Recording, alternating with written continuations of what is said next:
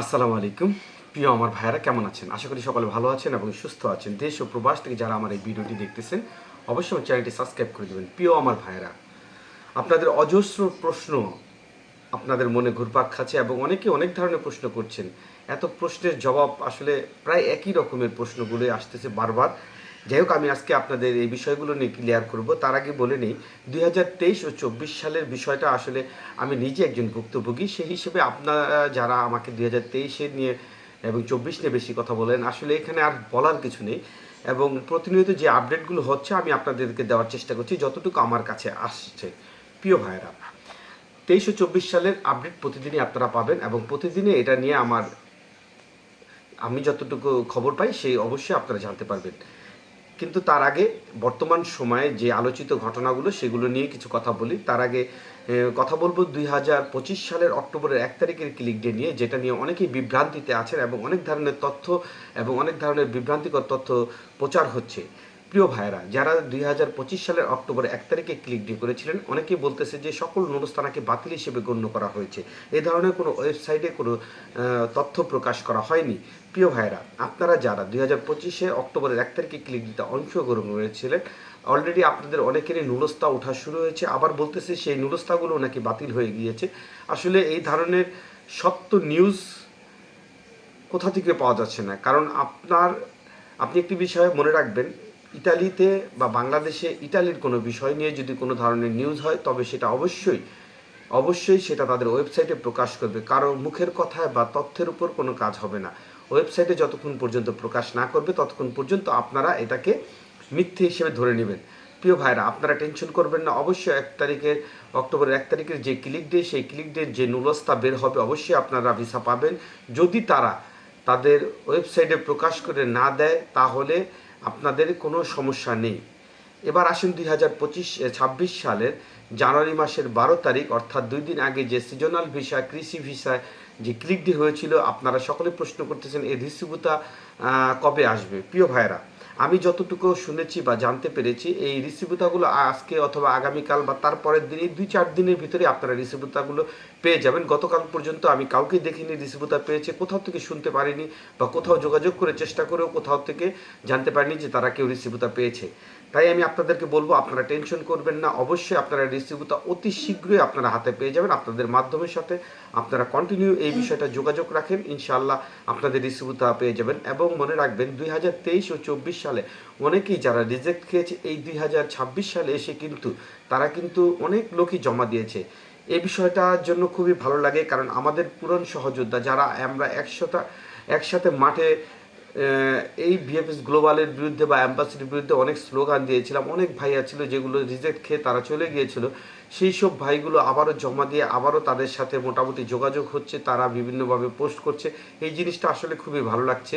কারণ ইনশাল্লাহ হাল ছাড়লে আপনি কখনোই ইউরোপে যেতে পারবেন না, এই কথাটা মনে রাখবেন। আপনাকে হাল ছাড়া যাবে না।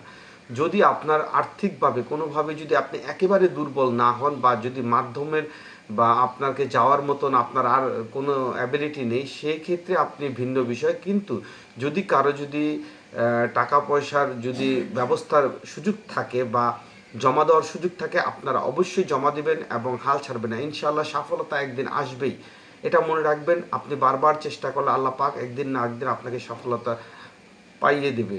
এই তাই আমি আপনাদেরকে বলবো, যারা 2026 সালে আবেদন করেছেন, ইনশাআল্লাহ আপনারা অতি শীঘ্রই রিসিভুতা পাবেন। তবে একটা কথা মনে রাখবেন, আপনারা হয়তো অনেকে ভাবতেছেন যে রিসিভুতা পেয়ে গেলেই যে আপনারা নুলাস্তা পাবেন, বিষয়টা কিন্তু বারবার বলতেছি এরকম না।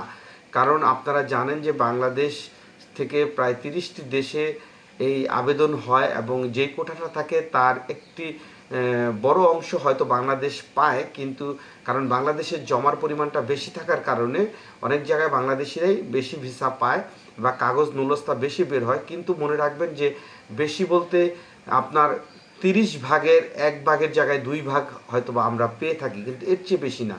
এই 2026 সালের যে কোঠা, এই কোঠার হয়তো বা এগেনস্টে আমরা 20,000 বা 25,000 এরকম কাগজ আমরা পেতে পারি। কিন্তু আমাদের বাংলাদেশে জালিয়াতির কারণে কাগজ অনেক পরিমাণ বেশি উঠে, কিন্তু পরক্ষণে দেখা যায় সেগুলো রিজেক্ট হয়ে যায়। প্রিয় ভাইরা, আপনারা জানেন বর্তমান সময়ে আপনারা যারা রিসিভুতা পাবেন, 1 থেকে 1.5 মাসের মধ্যে আপনাদের অবশ্যই নুলস্তা দেখবেন যে ওঠা শুরু হয়েছে। অর্থাৎ আপনারা ফেব্রুয়ারি মাসে যে ক্লিক ডেগুলো অংশগ্রহণ করবেন, এই ক্লিক ডের পরপরই দেখা যাবে যে সিজনাল ভিসার যে নুলস্তা, এই নুলস্তা ওঠা শুরু হয়ে গেছে।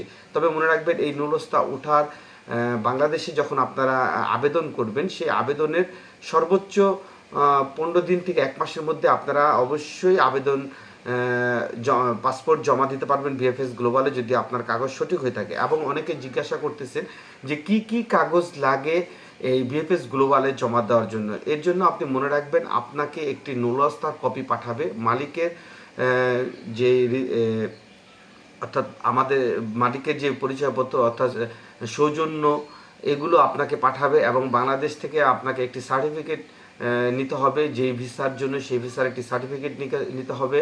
এবং আপনি ডি ফর্ম পূরণ করবেন, আপনার পাসপোর্টের 2টা কপি লাগবে, আপনার 4 কপি ছবি লাগবে, বাস এতটুকুই, আর কিছুই প্রয়োজন নেই। আপনারা এই কাগজগুলো নিয়ে ভিএফএস গ্লোবালে আপনারা জমা দিলেই আপনারা ইনশাআল্লাহ আপনাদের ভিসা হয়ে যাবে। এরপরে যদি কারো কোনো কাগজে বা আরও কিছু জানার থাকে তাহলে অবশ্যই আমাকে প্রশ্ন করবেন, আমি সেটার অ্যান্সার দিয়ে দেবো। প্রিয় ভাইয়েরা, 2023 ও 24 সালে বর্তমান সময় শুধুমাত্র সালের্নো এবং কাসেটটার এই 2টা জায়গার আপনার কোনো প্রকার আপডেট পাওয়া যাচ্ছে না। তাদের কিন্তু রিজেক্টও আসতেছে না, ভিসারও কোনো মেসেজ আসতেছে না। তবে মাঝে মাঝে 2-1টা সালের্নো শহরের খবর পাওয়া যায়, তবে কাসেটটা শহরের অবস্থা একেবারে শোচনীয়।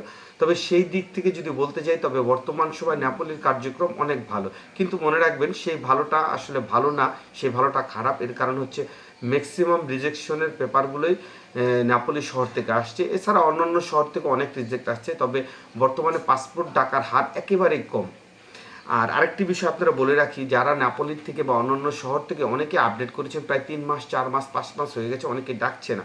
আপনারা হয়তো অধৈর্য হয়ে যাচ্ছেন, কারণ আসলে কিছু করার নেই, অধৈর্য 3 বছর পার হয়ে গেছে, অধৈর্য হতেই পারেন। তবে মনে রাখবেন, যারা সত্যিকারই আপডেট হয়েছে, ইনশাআল্লাহ আজ হোক কাল হোক আপনাদেরকে ডাকবে।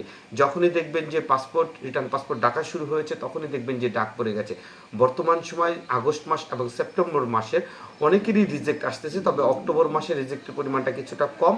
ইনশাআল্লাহ হয়তো 1 সপ্তাহ পরেই আপনারাও রিজেক্টের জন্য প্রস্তুত হয়ে যান এবং একটা ভালো পরিমাণে রিজেক্ট আসবে।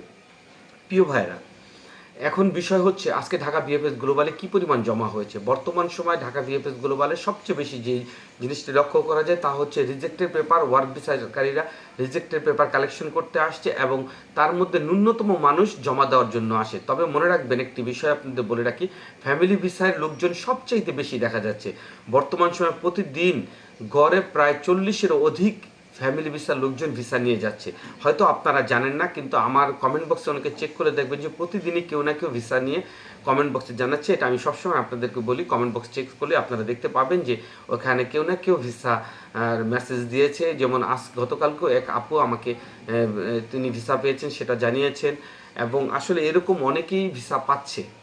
তাই আসলে এগুলো বলে না দেখে আপনারা অনেকে জানেন না। তবে ফ্যামিলি ভিসা কিন্তু অনেক হচ্ছে। ইনশাআল্লাহ আপনারাও যারা ফ্যামিলি ভিসার আছেন আপনারা ভিসা পেয়ে যাবেন। প্রিয় ভাইরা, ঢাকা ভিএফএস গ্লোবালে আসলে ওই পরিমাণ আপডেট দেওয়ার মতন কিচ্ছু নেই। বর্তমান সময় একেবারেই ন্যূনতম, অর্থাৎ 8-10টা ভিসা ওয়ার্ক ভিসা হচ্ছে, এছাড়া ম্যাক্সিমাম ফ্যামিলি ভিসা হচ্ছে। তবে 2-4টা করে প্রতিদিনই জমা হচ্ছে। যারা মেইল করে এই যে ওয়েব ফর্মে আবেদন করে রেখেছিলেন, তাদের কিন্তু অনেকেরই এখন আবারও অ্যাপয়েন্টমেন্টের জন্য ডাকতেছে। তবে যে সকল লোক যারা 24 সালে আবেদন করে জমা দিয়ে রেখেছিলেন, এখন পর্যন্ত আপনারা রিইস্যু বা আপডেট করতে পারেননি, আপনাদের কখনোই ডাকবে না, এই কথাটা আপনারা মনে রাখবেন। যদি আপনার মাধ্যম বলে আমার সব ঠিক আছে, আপনাদের ডাকবে, তবে মনে রাখবেন আপনার সঙ্গে প্রতারণা করা হচ্ছে। যদি আপনি আপডেট করতে পারেন তবে আমি বলবো আপনি ডাক পাবেন। তবে আমার মতে আপনি রিইস্যু করলে আপনি নতুন একটি নুলস্তা হাতে পাবেন। সেই নুলস্তাটি দিয়ে আপনি ওয়েব ফর্মে আবেদন করলে আপনি দ্রুত এটা পেয়ে যাবেন এবং আপনি ভিসাও পাবেন। আর যদি এটা না করতে পারেন তাহলে বসেই থাকবেন, এই ভিসা কখনোই হবে না। প্রিয় ভাইরা, আসলে অনেক প্রশ্ন, এত প্রশ্নের অ্যান্সার দিতে গেলে আসলে অনেক সময়ের প্রয়োজন। তারপরও আমি আপনাদের সবসময় বলি, যদি কারো কোনো প্রশ্ন থাকে আপনি কমেন্ট করবেন, আমি ইনশাল্লাহ চেষ্টা করব যতটুকু জানি আপনাদেরকে জানিয়ে দেওয়ার জন্য। আপনারা আমার পাশে থাকার জন্য অসংখ্য ধন্যবাদ এবং আপনাদেরকে শুভকামনা জানাচ্ছি। যারা আমার এই চ্যানেলটি সাবস্ক্রাইব করেছেন এবং যারা এখনও করেননি, অবশ্যই আমার চ্যানেলটি সাবস্ক্রাইব করে দেবেন। আসসালামু আলাইকুম, ভালো থাকবেন, সুস্থ থাকবেন।